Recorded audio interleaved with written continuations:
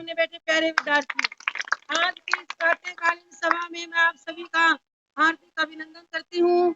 और जो आप 5 दिवसीय त्योहार हैं, मैं आप सभी को इन सब त्योहारों की शुभकामनाएं देती हूँ। प्यारे विद्यार्थियों, ये 5 दिवसीय त्योहार है। आज जो त्योहार है वो धनतेरस का त्योहार है। क्या नाम आज के त्योहार का? धनतेरस। धनतेरस जो है प्यारे विद्यार्थियों, कार्तिक मास का 13वां दिन होता है, त्रयोदशी। और इस दिन धन्वंतरी जी का प्रादुर्भाव हुआ था। जब समुद्र मंथन हुआ तो धन्वंतरी जी अमृत का कलश लेकर के उस समय प्रकट हुए थे। तो वो जो धन्वंतरी जी थे बेटा, वो आयुर्वेद के जनक माने जाते हैं, यानी हमारे पहले डॉक्टर।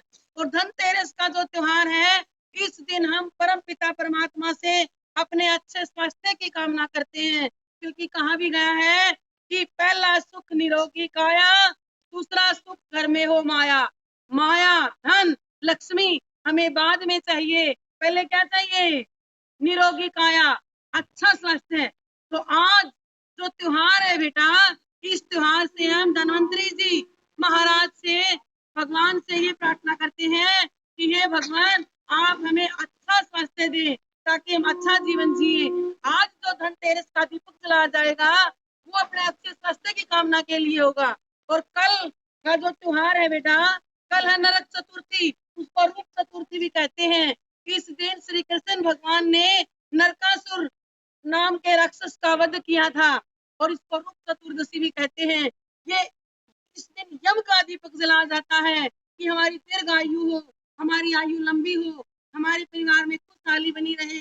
कल जो दिया जलाया जाएगा वो यम के नाम का दिया होगा कि यम देवता यमराज हमारे घर में प्रवेश न करे, उसको दूर से ही प्रणाम किया जाएगा, बाहर उसके नाम का दिया जलाया जाएगा। और तीसरे दिन जो हमारा त्योहार आता है बेटा, कौन सा आता है? दीपावली का त्योहार। आप सब बच्चों को पता है कि इस दिन क्या हुआ था? श्री रामचंद्र जी ने रावण को मारकर लंका पर विजय प्राप्त करके अपनी पत्नी सीता को उसकी कैद से छुड़वा करके वो 14 वर्ष का वनवास पूरा करके लक्ष्मण और सीता सहित अयोध्या वापस लौटे थे। उनके आने की खुशी में अयोध्या वासियों ने घी के दिए जलाए, और उसी दिन से ये त्योहार मनाया जाता है। प्यारे विद्यार्थियों, जो श्री रामचंद्र जी थे, उनका एक आदर्श जीवन था। वो आदर्श पिता थे, आदर्श पुत्र थे, आदर्श भाई थे, आदर्श पति थे और आदर्श मित्र थे, यानी वो सर्वगुण संपन्न थे। वो हमें श्री राम जी के चित्र की नहीं, उनके चरित्र की पूजा करनी चाहिए। वो कितने महान व्यक्तित्व थे, वो पुरुषोत्तम थे, पुरुषों में उत्तम थे, सभी गुण उनके अंदर थे। आपको पता है कि किस प्रकार उन्होंने अपनी पत्नी को रावण की कैद से, और रावण भी कोई छोटा मोटा शख्सियत नहीं था, वो दशानन उसका नाम है। उसके 10 सिर नहीं थे कि 5 इधर और 5 इधर 10 थे। उसका कहने का भाव क्या है? प्रतीकात्मक अर्थ यही है कि उसकी जो बुद्धि थी, 10 बुद्धिमान लोगों जितना दिमाग उस अकेले के पास था, इसलिए उसको दशानन यानी 10 गुणा बुद्धि थी उसके पास। वो 10 सिर नहीं थे उसके, कोई पुलिस का वो नाती था, और शंकर जी उसके गुरु थे। वो पढ़ाई चारों वेदों का वो ज्ञाता था, वो सब कुछ जानता था, लेकिन उसके अंदर अहम की भावना थी। उसने देखा कि तपस्वी हैं, वन में घूम रहे हैं, और उनकी पत्नी बड़ी सुंदर है, क्यों ना मैं उसको ले आऊं। कितनी हीन भावना थी उसकी, कितनी बुरी सोच थी। और श्री रामचंद्र जी ने, और जबकि रावण की जो पत्नी थी मंदोदरी, वो 5 पूजित कन्याओं में से एक थी, फिर भी उसने कितना गलत विचार उसके दिमाग में आया। और उधर राम ने शूर्पणखा जैसी सुंदर औरत को छोड़ करके भी अपनी पत्नी को नहीं छोड़ा, और शूर्पणखा को क्या दिया? उसका नाक काट दिया, उसको सजा दी। राम को स्वयं पर विश्वास था और रावण को अपने अहम पर विश्वास था, इसीलिए एक तपस्वी ने रावण को उसके घर जाकर के मारा। तो राम का जीवन बड़ा ही आदर्श जीवन है। तो प्यारे विद्यार्थियों, इस दिन हम क्या करते हैं? क्या जलाते हैं? दिए जलाते हैं। दिया, दिया का मतलब है देना। इसका एक और भी अर्थ है, दिया यानी हम दें। पहले क्या लाला जी किसको बोलते थे बेटा? लाला जी, लाला जी सुने शब्द? लाला जी का अर्थ होता है लिया, मुझे दे दे, बस लिया, लिया, ला, ला। तो हमें लाला जी नहीं बनना, लेवता नहीं बनना, देवता बनना है। देवता का अर्थ होता है देने वाला और लेवता होता है लेने वाला। लेकिन आज सारे लाला जी बन गए, मुझे ये मिल जाए, मुझे ये मिल जाए, मुझे ये मिल जाए। हमने दिया, इसका प्रतीक है देने का।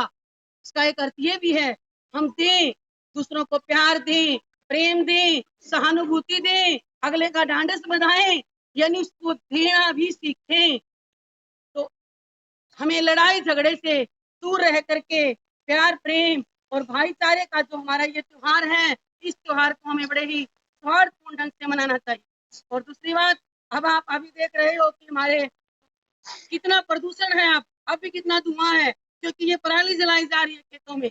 और अगले 5-7 दिन बाद और भी हो जाएगा। कैसे होगा? दीपावली पर जो आतिशबाजी होगी। तो प्यारे विद्यार्थियों, वातावरण को प्रदूषित न करें, इस त्योहार को सात्विक तरीके से मनाएं, हवन यज्ञ करें अपने घर में और आतिशबाजी बिल्कुल ना करें, ताकि हमारा पर्यावरण प्रदूषित ना हो। और इस त्योहार के बाद अगला त्योहार आता है हमारा विश्वकर्मा दिवस। ये विश्वकर्मा जी जो थे बेटा, ये हमारे पहले इंजीनियर थे। ब्रह्मा जी से इनकी उत्पत्ति हुई थी और पूरी सृष्टि की नियोजित जो नियोजित किया था ये इन्होंने ही किया था। और रावण की लंका भी विश्वकर्मा जी ने ही बनाई थी। तो इस दिन सभी अपने औजारों की पूजा करते हैं, ये पहले इंजीनियर थे। तो विश्वकर्मा दिवस होता है और उसके बाद भैया दूज का त्योहार आता है, जो भाई और बहन के प्रेम का प्रतीक है। और ये बड़ा ही सबसे उत्तम इस संबंध को बना गया है। बहन इतना सुरक्षित अपने पति के साथ भी महसूस नहीं करती जितना अपना भाई के साथ करती है। लेकिन प्यारे विद्यार्थियों, इस त्योहार को मनाने की सार्थकता तभी है। मैं लड़कों को कहना चाहती हूँ कि वो अपनी बहन के साथ साथ अपने गांव की बेटी को भी अपनी ही बहन समझे, दूसरे की बहन को भी अपनी बहन माने, ताकि समाज में किसी प्रकार की उदंडता या कोई अशांति ना फैले। तभी इस त्योहार को मनाने की सार्थकता है। तो मैं उन्हें आप सभी को इन 5 दिवसीय त्योहारों की शुभकामनाएं देती हूँ, शुभकामनाएं देती हूँ।